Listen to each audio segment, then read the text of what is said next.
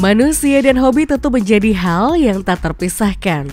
Dalam program People and Hobbies kali ini, kami akan mengulas selebritis, selebgram dan public figure, komunitas ataupun individu yang memiliki hobi unik, lucu dan tentu saja menginspirasi. Siapa saja mereka dan apa saja kegiatan yang dilakukannya? Temukan jawabannya hanya di People and Hobbies.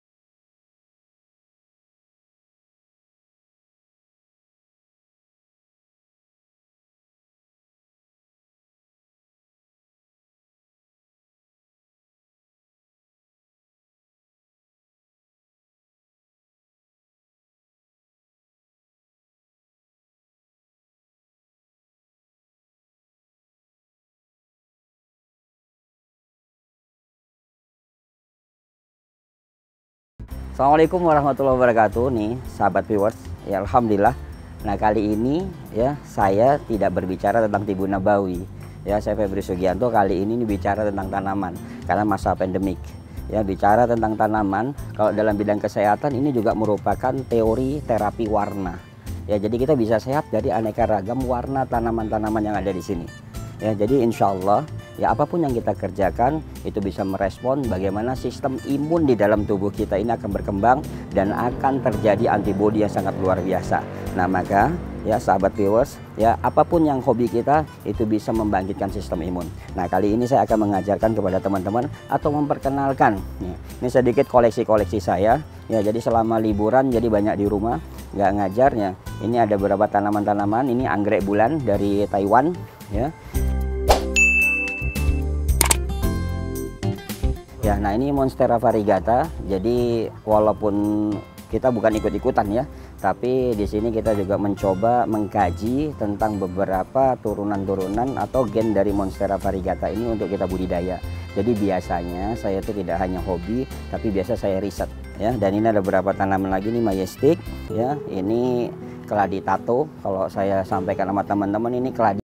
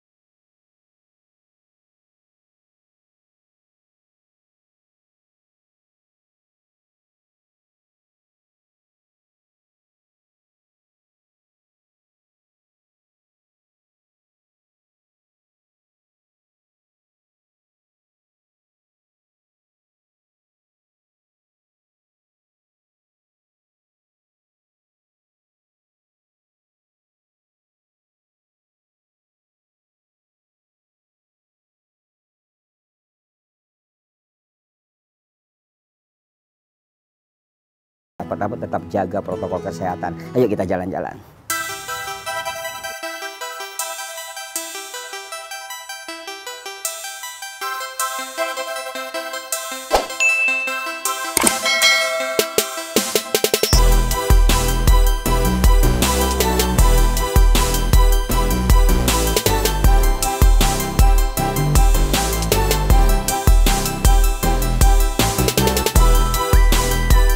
Nah, viewers, sesuai dengan janji saya, nah tadi ada sesuatu yang istimewa.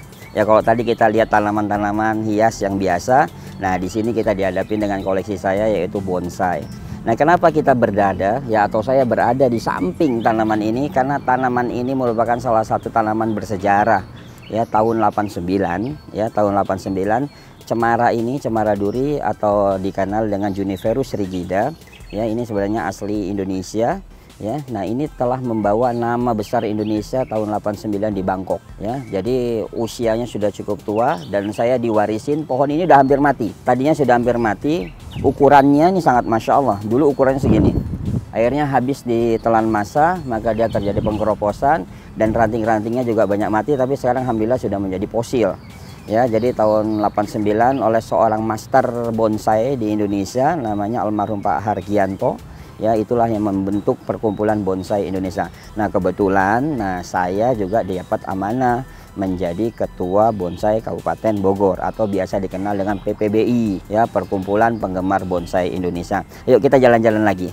Nah, ini ada salah satu koleksi saya juga, usia kurang lebih 500 tahun. Ya, usia kurang lebih 500 tahun, tapi ini belum jadi. Tanaman santigi atau dikenal dengan katakan Pempis acidula. Nah, tanaman ini hidup di laut, dia di tempat-tempat di Indonesia Timur yang ombaknya semakin keras, maka dia memiliki karakter-karakter yang sangat luar biasa. Dia satu famili dengan zaitun, makanya saya suka mengkoleksi santigi ini karena selain karakter batangnya, karakter kulitnya pohon ini merupakan hal yang sangat luar biasa.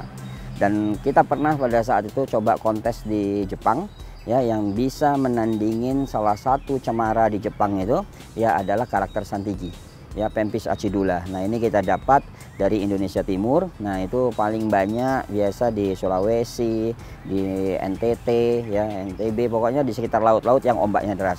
Nah, ini cangkokannya. Nah, jadi di dalam dunia bonsai itu ada beberapa karakter. Jadi kalau ada yang dari alam kita ambil dan tetap harus dijaga kelestariannya. Jadi kita mengambil di alam itu karena kondisinya pada saat itu pohon ini hampir mati. Ya, akhirnya kita selamatkan. Dulu nggak ada cabang-cabangnya, kita ambil hampir mati dan alhamdulillah sehat. Nah, dari ini kita turunkan untuk kita kembangkan dan ini menjadi cangkokannya menjadi bonsai-bonsai kecil. Ya, dan inilah menjadi pembelajaran. Ya, memang sulit untuk mengurus tanaman santigi, tapi nanti insya Allah kita akan berikan solusi-solusi. Nah, selain santigi, cemara duri, nah di sini ada cemara sinensis. Nah, ini cemara sinensis. Juniperus sinensis, ya asal ya namanya sinensis, ya berarti asalnya dari Taiwan atau dari Cina. Ya, tapi alhamdulillah cukup untuk alam di Indonesia cukup menarik. Ya, jadi viewers perlu paham bahwa namanya bonsai itu adalah seni bonsai itu tidak hanya karakter. Kalau dulu kita hanya tahu pohon beringin, nah itu masih bagian dari bonsai, ya pohon asem. Nah, tapi ada juga bonsai yang karya seninya lebih kuat, yaitu salah satunya adalah tadi santigi, Pempis acidula, nah cemara sinensis, ya dan masih banyak lagi yang memiliki karakter-karakter yang unik.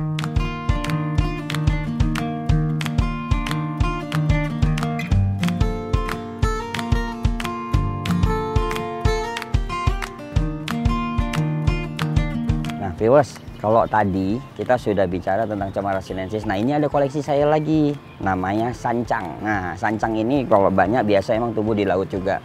Jadi memang unik. Kalau teman-teman bonsai itu mengatakan saya itu unik. Bogor, Pak Febri itu tinggal di Bogor, tapi koleksinya tanaman laut. Ya, jadi ini sancang. Sancang ini juga tadinya jenis wahong ya, jadi di pinggir laut, cuman jadi daunnya mengecil. Nah, biasa kita kenal dengan sancang. Ini aslinya juga memang sebenarnya Cina atau di Taiwan, tapi sudah berkembang pesat dan banyak tumbuh di mana-mana. Nah, ini sancang ini usia juga cukup tua. Ya, memang karena curah hujan tinggi beberapa bulan ini. Nah, ini jamur-jamur cukup banyak, kita belum bisa untuk menanganinya. Ya, tapi yang pasti ya kita tetap rawat, memberikan nutrisi. Karena itu memang repotnya di dalam dunia bonsai, ya memang perawatan ketika curah hujan tinggi, nah ini ekstra. Ya, beda dengan tanaman hias yang lain, dia ditaruh di tempat, di kandang, ya tidak kena hujan langsung. Nah, tapi kalau bonsai diletakkan seperti itu, dia tidak akan maksimal. Nah, kita lihat lagi. Ya, ini juga sancang. Ya, ini sancang. Ini saya buat konsep ya. Kalau di dalam dunia bonsai itu gaya kontemporer. Ya, gaya kontemporer tuh, nah nanti kalau pengen lihat mukanya dari sini, ya mukanya dari sini, ini saya atur seperti Putri Bali lagi nari, ya. Jadi karakter pohon ini pohon tadinya hampir mati, ya pohon udah hampir mati, kita selamatkan dan mulai kita bikin percabangan baru. Nah maka saya buat karakternya karena dia unik, jadi seperti putri yang sedang menari. Jadi ini kepalanya, nah ini tangannya. Ya, jadi kalau dalam dunia bonsai itu memang kita harus tahu posisi pohon itu enaknya dilihat dari mana.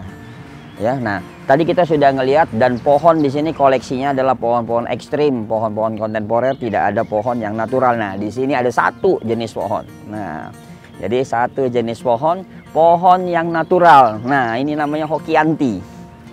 Jadi kalau tadi semuanya ekstrim, Santigi ekstrim, cemara baik itu cemara duri, cemara sinensis, semuanya ekstrim. Sancangnya juga ekstrim. Nah ini ada satu pohon natural, artinya adalah seperti miniatur pohon di alam. Ya, jadi kalau di luar itu biasanya dikasih patung-patung kecil, segala macam. Jadi seperti orang bisa neduh di bawahnya. Nah ini cuma satu-satunya koleksi saya yang natural. Ya, jadi Hokianti natural dan usia juga cukup tua ya pohon ini, dan diameternya juga cukup besar ya, cuman karena belum maksimal maka dia belum masuk di dalam pot bonsai. Jadi gunanya ini sebenarnya adalah untuk membesarkan ya cabang-cabang, karena ini batang besar, cabangnya masih terlalu kecil, jadi masih butuh lama ya. Jadi ini beberapa koleksi-koleksi kita, dan kita juga sempat ini satu lagi kita bikin eksperimen. Satu pohon Santigi, ini ada salah satu ya Santigi yang kita buat nyeleneh, kata orang bonsai mah. Ya dibuat nyeleneh kenapa? Santigi ini pohon gunung, pohon laut ya. Tapi kita buat konsepnya akarnya adalah akar gantung. Jadi ini pohon abnormal. Jadi ada gaya abnormal. Nah maka kita buat gaya akar menggantung. Nah ternyata karakter laut bisa juga disesuaikan dengan hutan yang subur, nah atau pegunungan-pegunungan. Jadi sebenarnya bisa, semuanya bisa dibuat. Yang penting paham tentang botanikal tanamannya dan tahu tentang fisiologi tanamannya.